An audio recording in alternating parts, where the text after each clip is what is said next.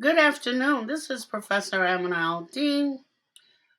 I'm working hard at Muslim Network TV, which I hope all of you are enjoying. And this is the program Critical Talk. I had the honor of attending a wonderful Association of Muslim Chaplains conference the past weekend. I mean, I have rarely been as excited.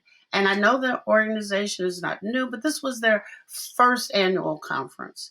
And I wanted all of you to know that they exist with some fantastic people driving sectors. And as we know, there are chaplains or chaplain equivalency, sometimes called diversity officers, in almost every phase of American life. They're first responders, they're in the university, they're in prisons, they're in hospitals, they're in the military, and with any luck, I'll get my own personal one.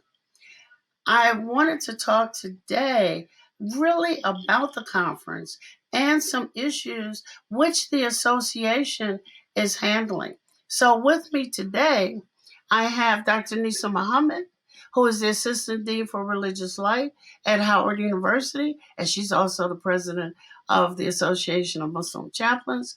And while she is responsible for a whole bunch of stuff, she was a driver along with Usama Malik, who currently serves as the program coordinator for the Office of Student Affairs at Austin Presbyterian Theological Seminary, as well as the resident chaplain for Muslim Space, a third space community based in Austin, which we will talk about.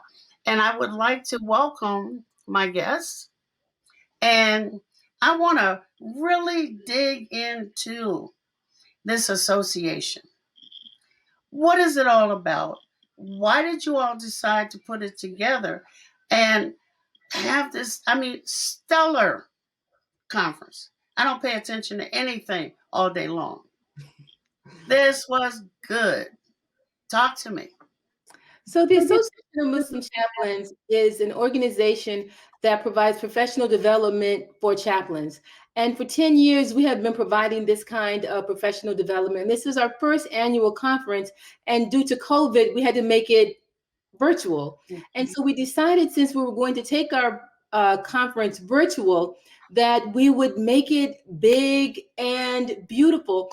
And I'm going to allow Usama to talk about how it became so big and beautiful. But we wanted to make sure that we offer something for all of our members. Yeah, and exactly what Dr. Nisa had said. This was our opportunity with a virtual platform to be able to address our members who are not just chaplains in a in one specific setting. We deal with chaplains in healthcare and corrections, armed forces, education, so a whole smorgasbord of chaplaincy. And this was our opportunity to really address it, but also create a program that was holistically inclusive of them, as well as anyone else kind of on the margins. And so we used a platform called Hopin that allowed us to divide up between our keynotes to be featured by everybody, as well as breakout sessions.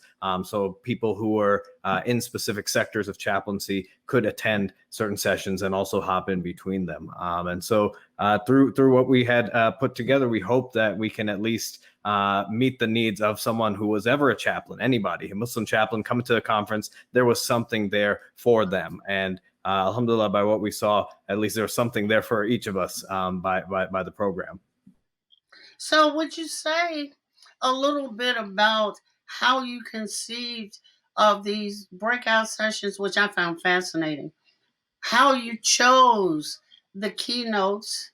I don't think people even realize that it takes a moment for an organization to mature enough to have a really good first conference.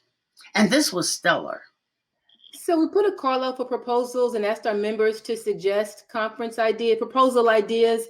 of what they wanted to see, because we know this is a conference for them. We wanted to know what their ideas were. And so we accepted some of their proposal ideas, and we talked to our members. What are you interested in? What are the ideas that you are looking for? And we wanted to make sure that we not only had ideas that they were interested in, but we also wanted to have some new ideas of things that perhaps they didn't even know that perhaps were out there. So for example, we had a workshop where we had 2 universities that had jobs opportunities for education chaplains, because we know that's a big thing for education chaplains that are looking for jobs, education chaplains that perhaps are unemployed, that perhaps are looking for opportunities. So I contacted 2 universities that have openings, and I had them talk about what they were looking for in the education chaplains. This had never been done before. This Right. is a unique opportunities for education chaplains who were unemployed, or perhaps chaplains who may be considering going into the education chaplain field, to be right there to talk to people who were hiring, to hear what they're looking for, and to say, you know what, can I give you my resume? Can I talk to you later? To say, you know what, I'm who you're looking for, hire me. And so we had that as a potential, as a workshop. Another new workshop that we did that had never been done before, we had a workshop that featured a chaplain at Tyson's Food, chaplaincy at a corporate headquarters, but also a chaplain for the NFL. Had never been done before. These are 2 unique opportunities to talk about the opportunity to be a chaplain at a different space that people generally had not thought about. And so we wanted to bring these new and different ideas to our members, to get them out of chaplaincy thinking that, oh, you can just be a chaplain at a hospital, a prison, a university, or maybe in a community. That there are so many new and different ways that you can be a chaplain. And for us to be able to bring this in a virtual space was all because of Usama's creativity. And we're just so very thankful that he was able to bring all of this to our members. Talk about it, Usama. Well, I always tell Dr. Nisa, I think she gives me a little bit too much credit on it. They bake the cake and everything. I just put it out on the table. But yeah, the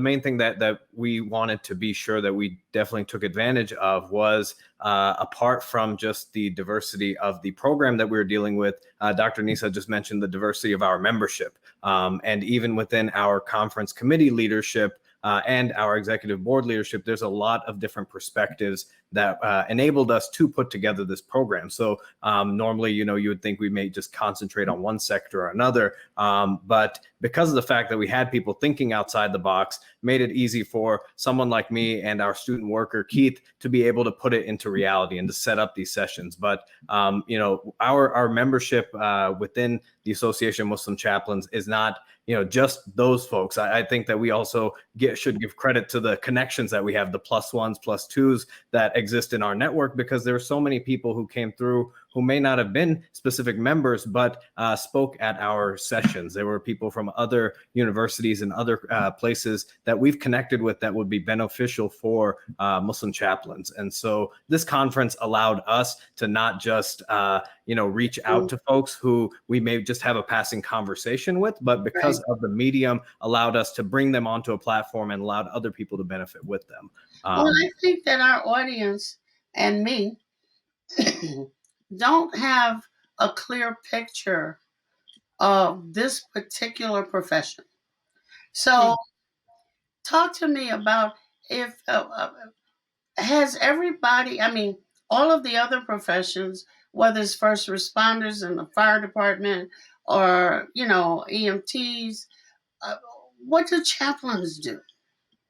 So chaplains provide pastoral care. We provide spiritual care. So we're not imams, and we're very clear about that. We're not imams. You said, yeah.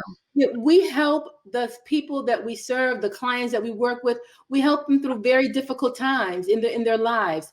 We help them and guide them through the challenges that they're faced with. We don't answer the questions that they have in their lives. We help them answer the questions for themselves. So a person may go to an imam to find the answer to a question, a fiqh question, a law question, or an akida question. That's what an imam can do for that person. They can answer the questions for them. We help that person find the answers for themselves. We help them deal with the feelings that they are experiencing, and we help guide them through whatever these challenges are to find the light at the end of the tunnel. We are a guide for them. We are not the imam. We are a guide for them through a very difficult moment. And that's what a chaplain does. We help them through a challenging perspective, through a challenging time, to provide pastoral care. We're like a cloak that guides them through. We provide the warmth for them to get through a very challenging, difficult time, to say, you can do this. And we're going to help you do this by giving you this kind of resource. We can say this, we can give them some verses from the Quran, because as I said, we're not the ones to give them the answers. We empower them to find the answers themselves, to say, you know what, here's the light at the end of the tunnel, and here's how you get there. We are a guidepost along the way to find the answers for themselves. And that is a very different responsibility. It's a very different training that we have. So that differentiates our work than what an imam does. Usama? Yes, ma'am. So exactly what I'm not that old yet.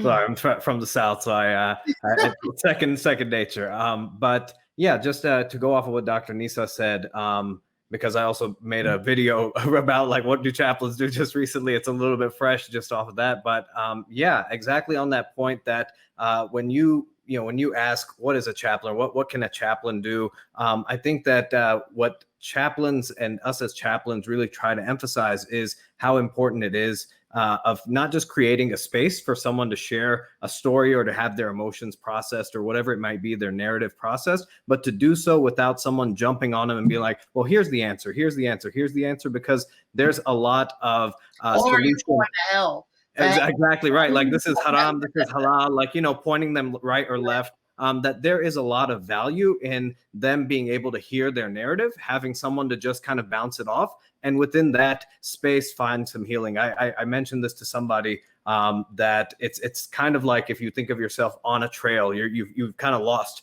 It's the middle of the night, you're lost, you're trying to hike and get back to the base camp. You can count on someone of certain professions to maybe give you the answers. Like, hey, I need to be rescued out of this spot. The chaplain is someone who will be with you, sojourn with you. They might be lost too, but they'll be walking that trail with you and be like, hey, let's find it together. Let's find it together, rather than like, oh, hey, you're just gonna take a left, go right, go there, and then you'll be fine. I don't have to worry about you now. But the chaplain sojourns along with that person and feels what they feel, that fear, that anxiety, and helps to mitigate it until they both get to a destination. Yeah. Okay, this is Professor Al-Deen with Critical Talk, a production of Muslim Network TV. We're going to take a quick break, but I want to pose a question to you. And one of the many I have, is how do Muslim chaplains deal with issues of gender?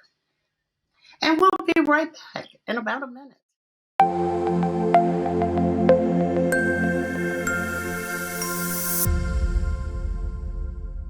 Billboards are popping up all over the country with an... Our neighbors don't realize that Muslims are absolutely opposed to ISIS. Salam. My name is Malik Mujahid. I'm an imam in Chicago. 60 shots!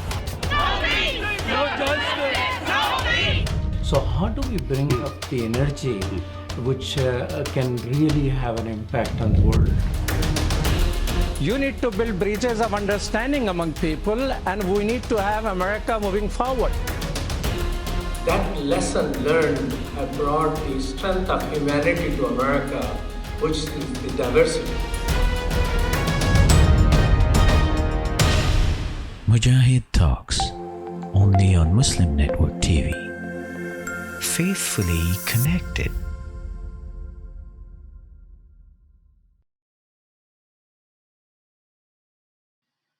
Assalamu alaikum. One of the things when I was teaching was my battle with the explosion of genders. And students thought I was crazy because, and finally I found out I was cis, and I was happy. Um, I'm saying you got a name for me, right? But in the classroom, I ran into Muslim and non students battling with gender identification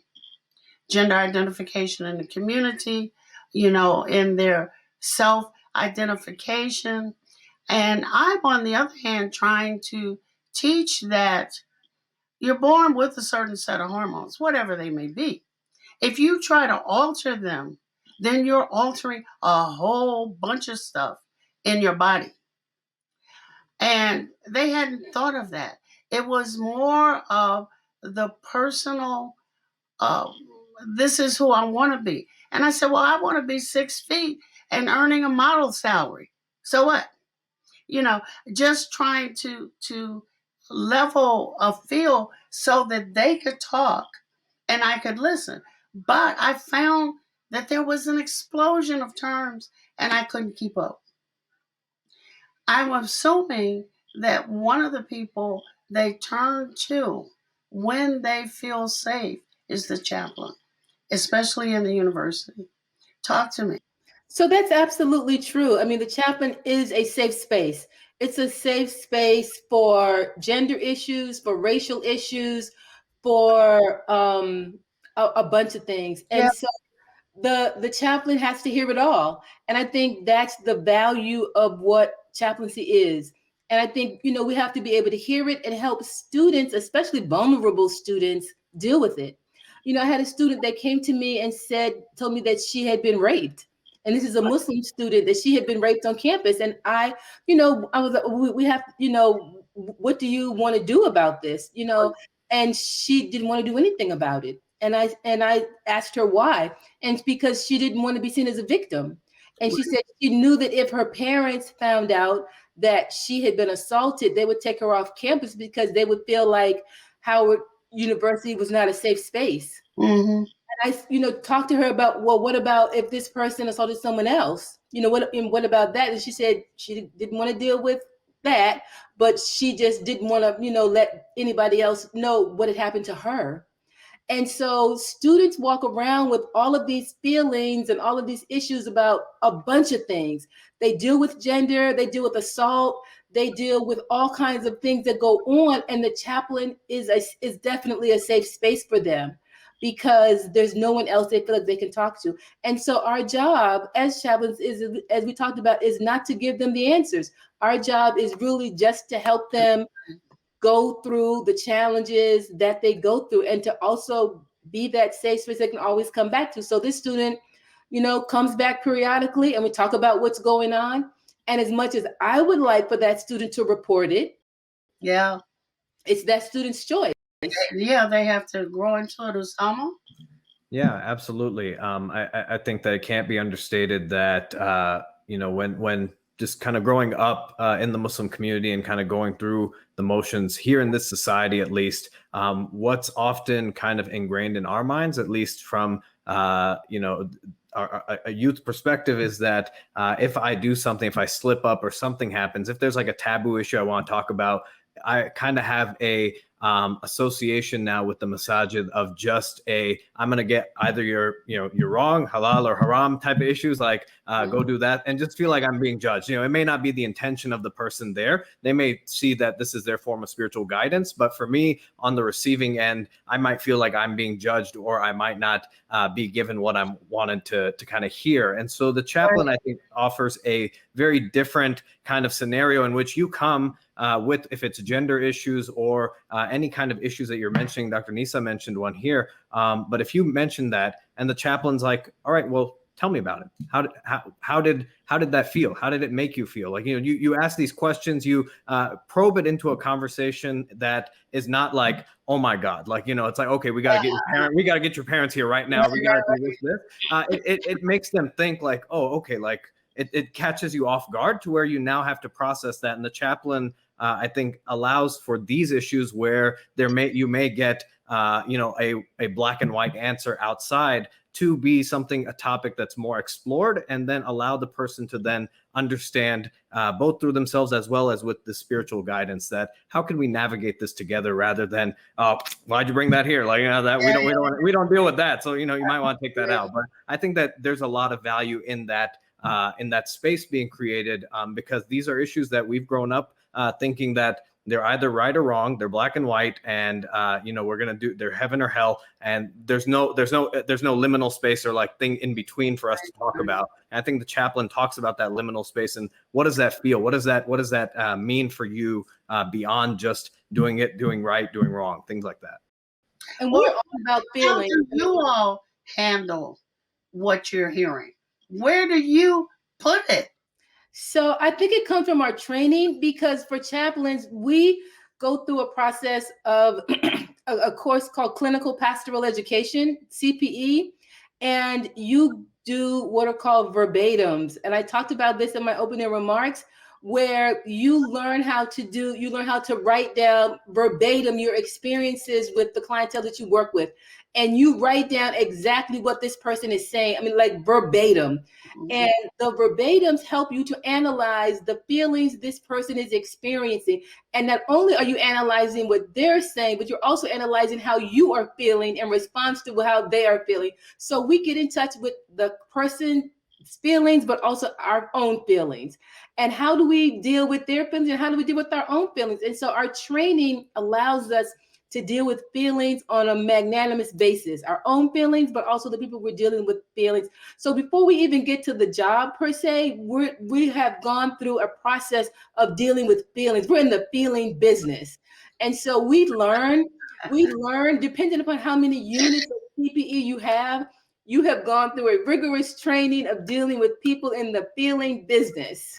So when a person shows up with fingernail polish, earrings, gelled hair, false eyelashes, but it's clearly male, how do you keep a straight face?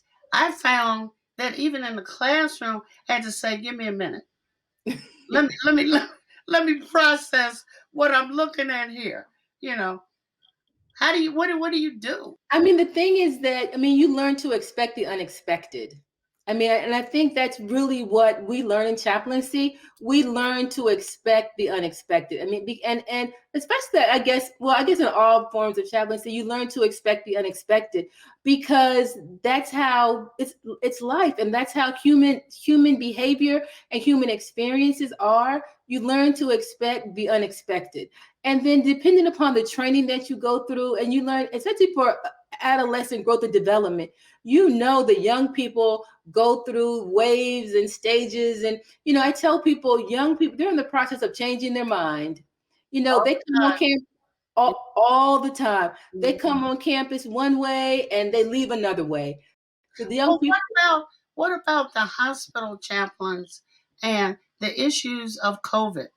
Chaplains can't go to the COVID patient except if they're using an iPad or something else. That has to, in one sense, hurt the duty. You know what I'm saying? Oh, absolutely. It's absolutely altered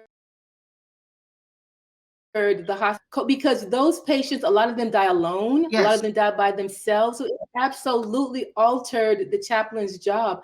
Those patients had very little contact with chaplains since the COVID outbreak. It's very heart-wrenching. So, Usama, when students have parents or other relatives dying and they can't get to them, you can't get to them except by iPad, and that would have to be, some nurse or some physician who holds up an iPad so that you can speak to them. What's going on there? Yeah, for sure. I think that in moments like those, just kind of as I had mentioned, we're oftentimes trying to find that quick fix and whatnot. And I think that there is a lot, like, when such a heavy situation like in grief or loss or death, especially within a hospital setting, when we see something like that, whether we're on the chaplaincy side or as family of the patient, oftentimes we are just kind of thinking that we're in this all alone. Like I'm just having this happen to me. And having the chaplain at least there in those types of settings, whether as a non-anxious presence, as saying anything, or just being silent in the corner there next to this person, gives a lot of just priority to this person that I'm not going through this alone. And I think for us, we have such a rich tradition in which, alhamdulillah and subhanallah, we have a tradition that's been marked by a prophetic example of so much loss and grief, but also with comfort in companionship. And so as chaplains, I think as we seek to model that companionship, but also to show that this is, this is part of what happens in our lives, but it's not something that as chaplains, I'm going to let you just take care of on your own. As a chaplain, I will be here. If you don't want me here, I'll be in the corner, just be quiet, but I am here for you. And I think that saying that is in and of itself helps provide someone at least some comfort that, Right. okay, I can channel this out. I can at least let this out, even if you want. And I think just creating that space for someone going through that lets them know that, okay, I don't have to bottle it up. I can have someone who I can channel this with. We have a question from our audience. Do you work with social services in helping clients with certain problems, whether it be housing or food, domestic violence, or just grief, overwhelming grief? So the only chaplains that I know that work with social services are hospital chaplains. Okay. I know definitely in the hospitals that chaplains work with the social services departments in the hospitals. I don't know outside of that setting, because in hospitals, they have definitely wraparound services to give their patients that kind of care. I don't know outside of hospitals where chaplains work with social services. At a university, kind of, we work with social services. I mean, we give our students wraparound services, all the kind of services that our students need. We provide those kind of services for our students. So, if students need housing, food services, chaplain services, that kind of thing, our university provides those kind of services for our students. So in a sense, yes, at a university. Yeah. So yes, that kind of way, but not like with the Department of Social Services may have a connection with a chaplain, not in that regard. Okay, we're going to take another quick break, but before the break, I would like for you to think about the threat your career poses to imams, and the threat that female chaplains pose to, even though we aren't supposed to have a clergy, seems like we want to have one anyway, that they're posing or perceived as posing to imams. This is Professor Al-Deen with Critical Talk. I'm having a great time talking about the Association of Muslim Chaplains with Dr. Nisa Muhammad and Usama Malik, and we'll be right back.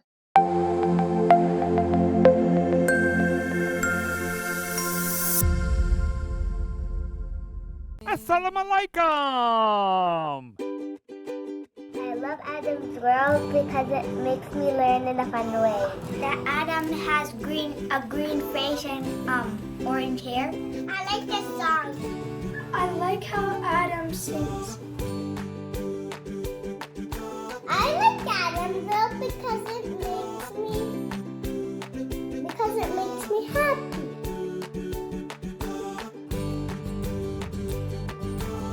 What? No.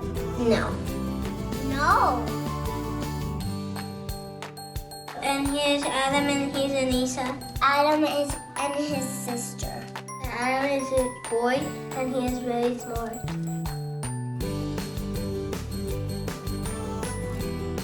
Download the new Adam's World app at adamsworldapp.com and let's help tomorrow's Muslims today.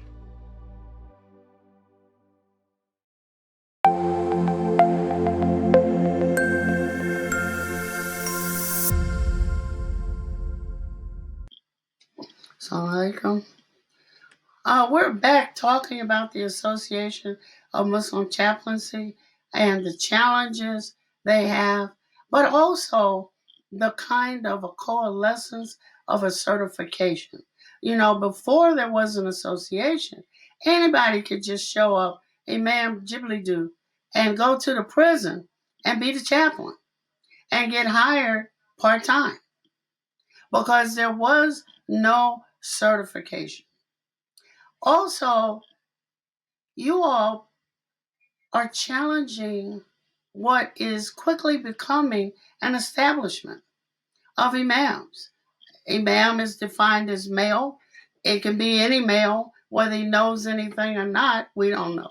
He can claim certification from Jakalakistan, and we wouldn't know if he had it or not, right?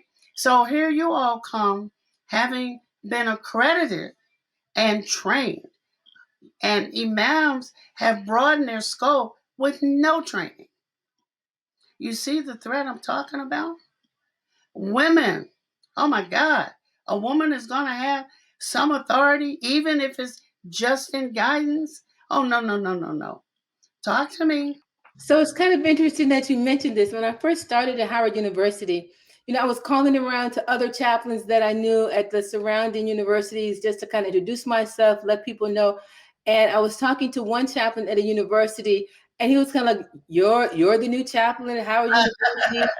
How did you get that job? And are you going to lead Juma?" And I was like, "What?" And I was like, "No, I'm not going to lead Juma." But I knew this was like like a slur or something, just because I'm female. And I was like, "No, I'm not going to lead Juma. I'm going to invite different people to lead Juma." But I mean, you're absolutely right. But that's why I mentioned in my opening remarks, we're not imams. We're not trying to be imams. There's a clear difference in what we do and what an imam does. Usama was very clear. People go to imams for the answers to fiqh questions, akida questions. What is this halal? Is this haram? They don't come to us for those questions, those answers, even though sometimes they do, but we don't answer them. We let them know. But half of the imams can't answer them. They're not trained in fiqh or anything else. And so we let them know those are not our responsibilities. We don't give you answers. We help you answer the questions for yourself.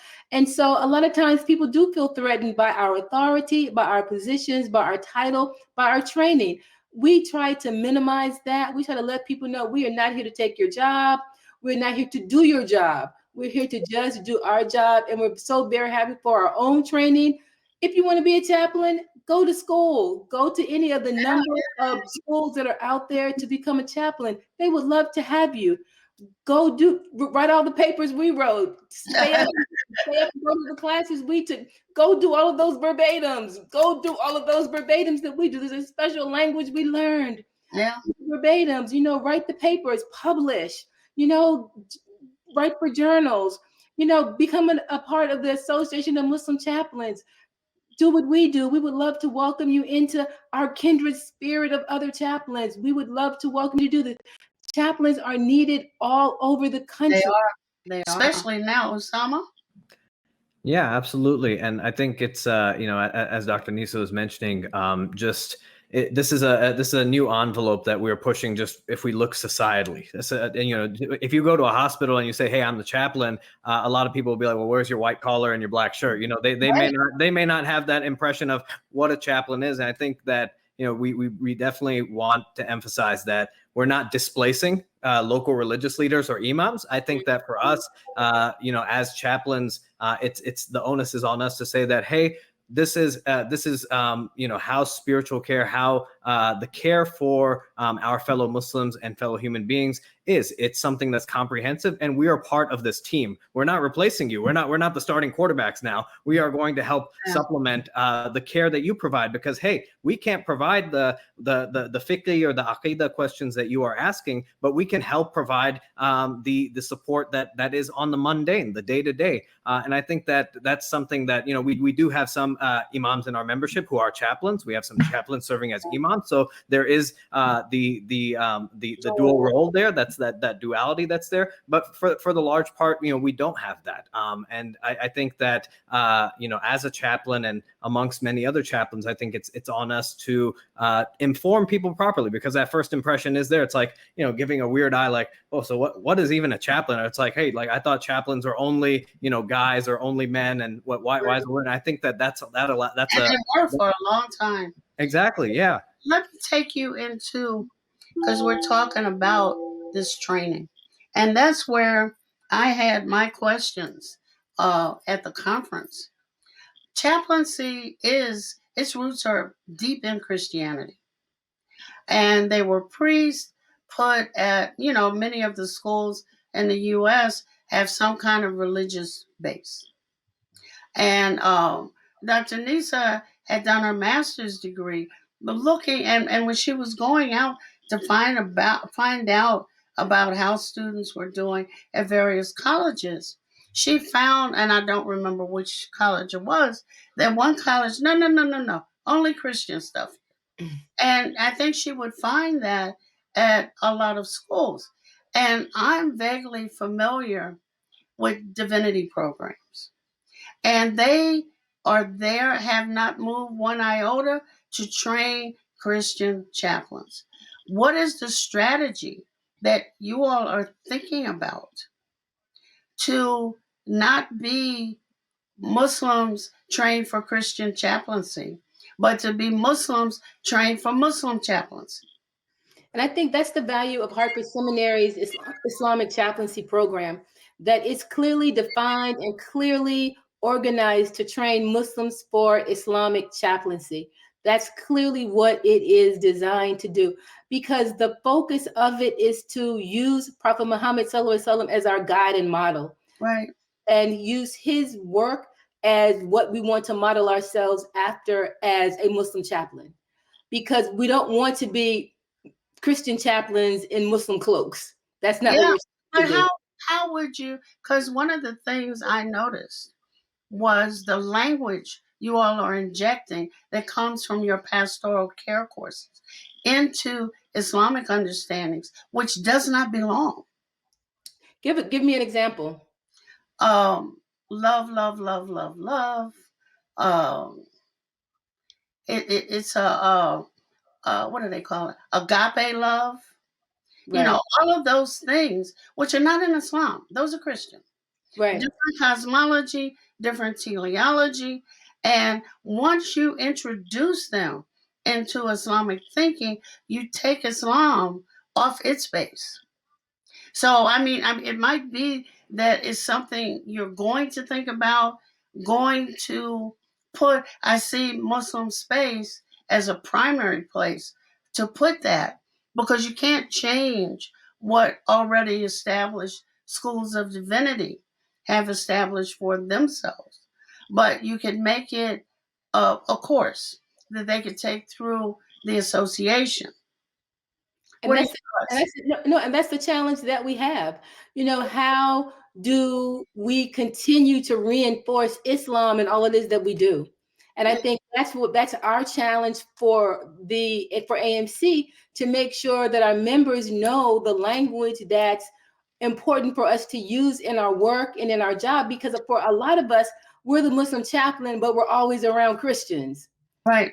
So we hear their language all the time. And so sometimes we just pick up their language, not thinking, okay, this is not Islam that we're saying.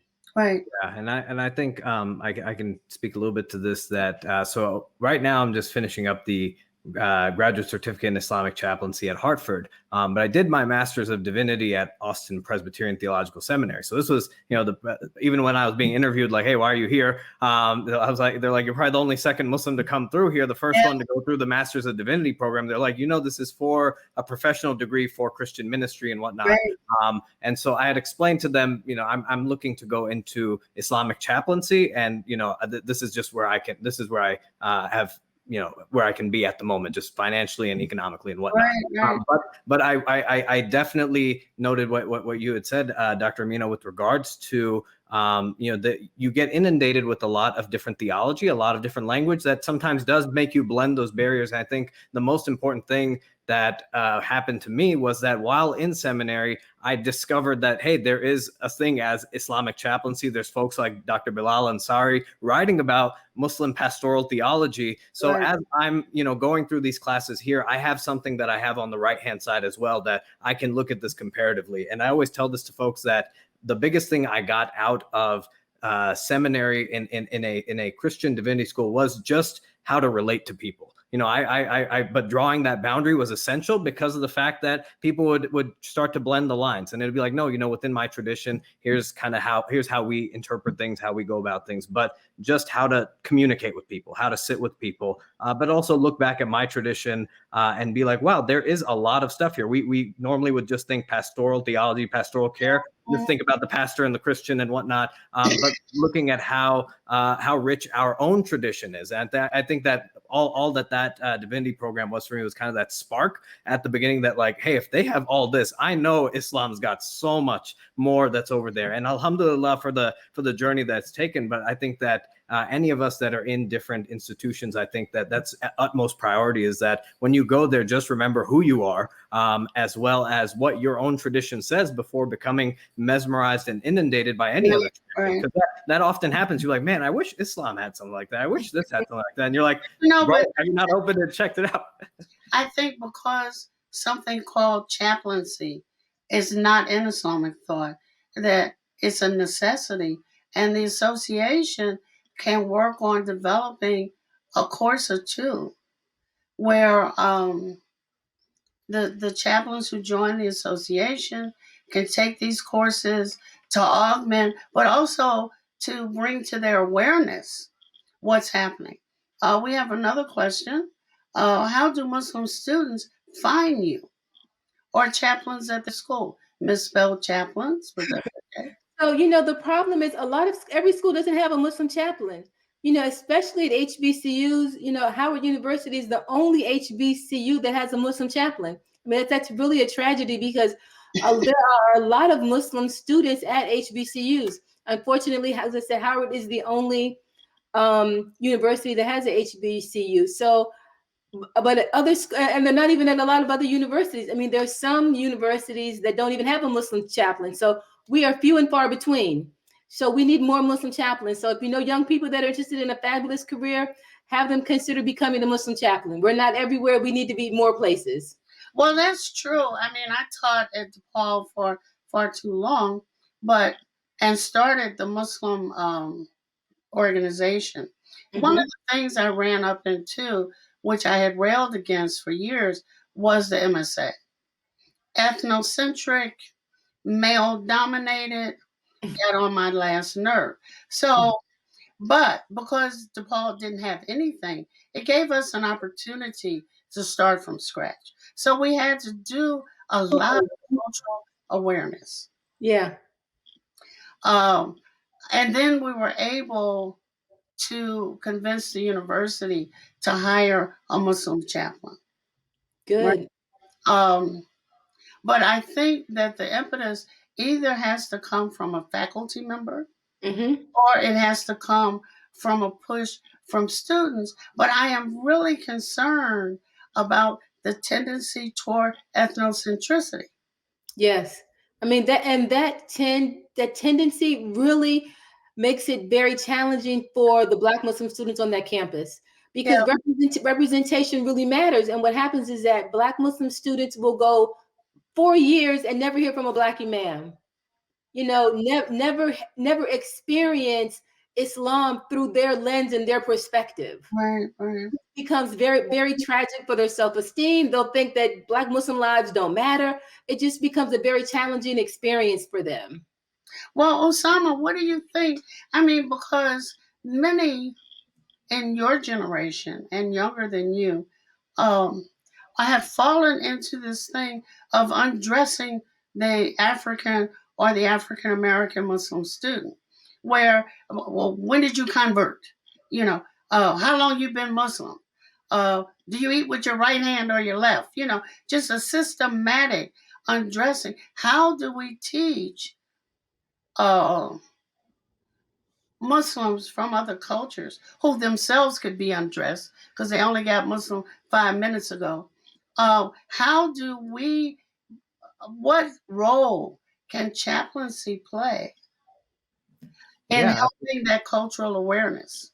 Yeah, absolutely. I think that, a chaplain can help facilitate that difficult conversation, and having that, I think that a lot, these topics this question you just mentioned, I think outside of just even this past year, if that, I would be very hard pressed to find it in any masjid circle, having that specific conversation that let's talk about, even though we're Muslims, we may be like, let's talk about myself here, for example, South Asian diaspora Muslims that come here, second generation immigrant, first generation immigrant.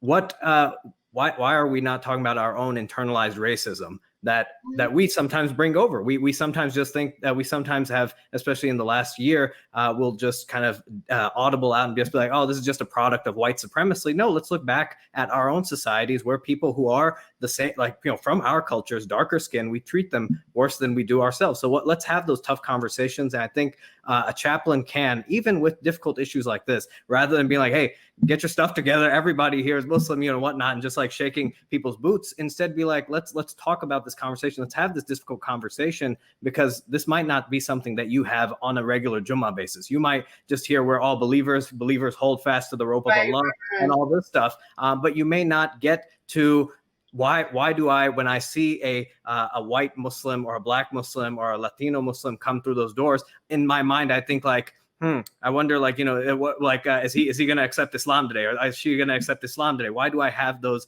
ingrained thoughts? And so I think that the chaplain can do a really valuable service to allow people to process those types of thoughts, and also call those things out, name those things, because of the fact that we'll get a lot of pacified rhetoric outside of these tough spaces that, like, we're all Muslims there. Bilal was black. The Prophet ﷺ made him the first muaddin. There's no racism in Islam, things like that. But why can't we have those tough conversations of when the Prophet ﷺ would deal with people who commented on Bilal's skin color and called him different remarks, and instead lift those up? And so I think the chaplain, having the training as well as having at least the foundational Islamic knowledge, at least of the Islamic history, and of the prophetic model, bring this to light and bring these things not just to a teaching, but to a conversation, to where, how does that feel for you when your black Muslim sister or brother has to experience that? And I think that that's a really crucial area that our work needs to happen in, but it's there. It's, we just need to kind of jump in on it. So we can count on you from the Association of Muslim Chaplains to run a short webinar series right on this issue. Yes, you can. One of the things that we're working on doing is a speakers bureau, because we found, and listen to our members, that a lot of them, in the work that they do in terms of masjids, Islamic centers, and universities, don't really have a lot of contact with Black people. I mean, which was really striking to me. And they said this is what they feel like some of the problems are. They don't come in contact with Black imams, Black people, Black Muslims of any kind of authority. And so one of the things we're working on getting some funding for is to start a speakers bureau specifically with Black chaplains to talk about these issues. And so that's one of our projects that we're working on. So how does one join the association of, first, who do you have to be? Then how do you join? How do you join, Usama? What do you have to do to join? Well, if you, the easiest way would be to go to our website, and at the top it has Join AMC at the top. So you click that. Can you give us the website address so we can run across our ticker? Yeah, absolutely. I'll go and I'll post it right now. The join option is very easy. Again, because we are an association, though, our membership does have certain categories. Even if you are a student, even if you are like an affiliate, we have a very kind of inclusive membership definition that if you are wanting to be a chaplaincy student or even pursue chaplaincy, that we want to create a space for you. And as our organization grows, and Dr. Nisa knows better than I do, as we grow, the chaplaincy as a field itself is very fluid. It's growing. It's going into the NFL. It might be in the NBA tomorrow. There's a lot of spaces, and so we have to account for that. One thing I really want to just mention is just closing on the last topic, that coming into the Association of Muslim Chaplains, for me, I don't think I've seen as diverse of a Muslim leadership or membership organization from at least the top up or top down as I had seen with AMC. And this is coming from, the background of the MSAs and other places I served on were primarily South Asian. Might have one Arab, might have one Black Muslim, and that's kind of like the token. But I came to AMC and I was like, wow, I, as the Pakistani, am the minority in the room, and I actually love it a lot because it reflects in the programming. It reflects in how we then have those conversations rather than being tone deaf to certain issues of race or certain issues of diversity or equity. We now, as an organization, because we are diverse, we can have those without thinking that let's go bring in the token person that we know to answer those. You know, Go ahead, Nisa. It really makes a difference because we have to be able to create the safe spaces for the people that we work with to talk about these really tough conversations, as Usama talked about. We had a session for my students at Howard University to talk about these challenges of working together. We did this with our Catholic students, and one of the students, Muslim students from Malaysia, talked about how he learned the hard way the anti-Blackness he had learned in Malaysia. So he had learned this in Malaysia, and when he came to Howard, he thought he could just, reflect this with the students at Howard University. Well, Howard University is the worst place to reflect anti-Blackness. Now, you may do that at some of those other schools in the area. Do not come to Howard and try to reflect the anti-Blackness you learned in Malaysia. You will get a beat down. And so he said he had to learn the hard way. You can't reflect that. And he said, and especially among the Black Muslims there, that is the absolute worst. And he said he got his feelings hurt so many times and he couldn't understand. He was just doing the things that he had learned. And he couldn't understand. He had to finally realize the Black people are not the drug dealers, they're not the criminals, they're not the thugs, they're not the prostitutes, but this is what he had learned. Right. And I feel bad for him because he said this in a safe space. Right. That this is what he had learned growing up in his country. And it's, I watched this film in another program I did on Gori Gori, the South Asian celebration of whiteness. And I was freaking me out. I'm saying, really? You made a whole song? But anyway. So let me give you the last 5 seconds. Go, Usama. Well, I hope Gori Gori doesn't be the lasting impression that you have. It's not definitely. It may be a footnote, but inshallah, the conversation continues, and especially with the work we do at AMC, we can take it beyond chaplaincy into the spaces that we all are familiar with and work in. We will. It has been a pleasure. I have spent a quick hour with Dr. Nisa Muhammad and Usama Malik, President and Secretary of the Association of Muslim Chaplains. Hopefully, our audience has learned a lot. I know I've learned a lot. And I'm going to be participating in those webinars that are coming up soon on all the issues we've discussed. This is Professor Al-Deen, working hard for Muslim Network TV on Critical Talk. Thank you again. Assalamu alaikum. Wa alaikum salam. Thank you. Stay around.